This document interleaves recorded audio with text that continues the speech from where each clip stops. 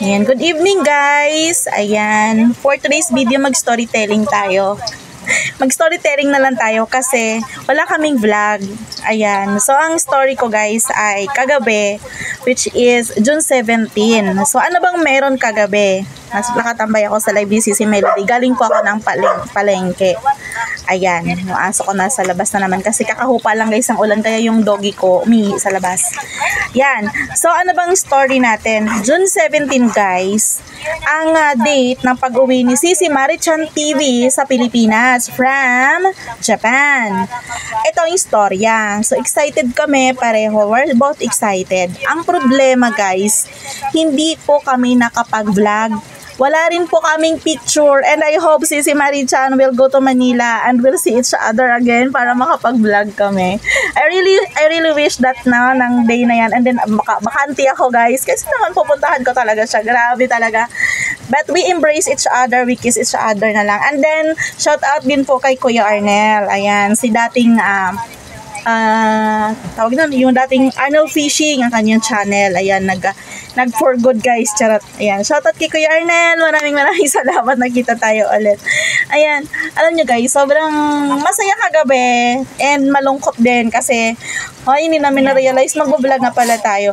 Kasi guys, ito yung story natin dyan. Meron siyang kasama na medyo takot sa Manila and then at that moment kasi it's mag alas 12 na po ng gabi yon kasi dumating sila dumating sila ahead ng bumaba ang plane like 40 minutes ahead sa ATA ng Cebu Pacific, which is good dapat. Kaya lang, alam niyo naman sa Pilipinas, wala talagang perfect or wala talagang magiging sakto kahit pa sabihin mo na ahead ang flight.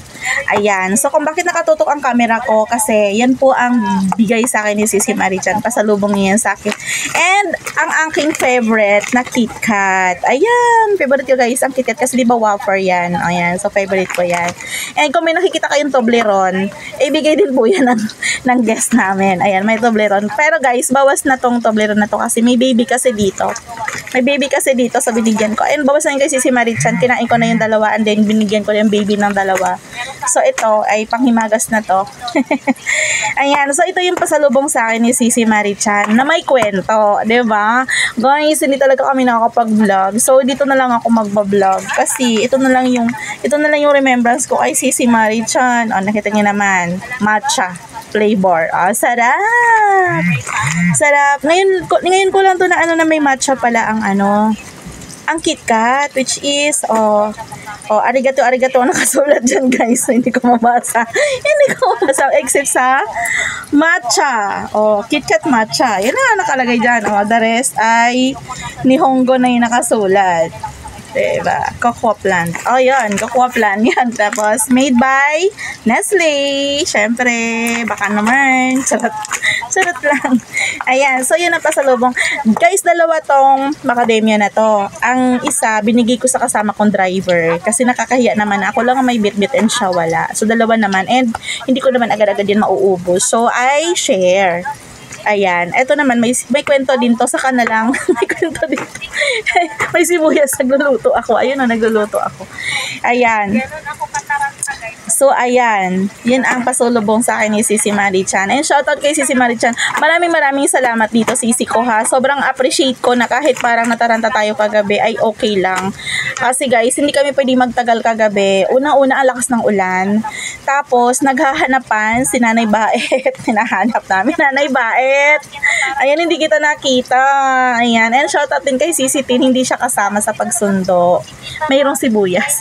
Magluluto kasi ako guys ng daing and tokwa. Lalagyan ko siya ng parang yun? Tokwa lang alone. Prito ko lang siya, lalagyan ko lang siya ng sarsa, ganyan. Yan. So, ayun ang story natin ngayong gabi.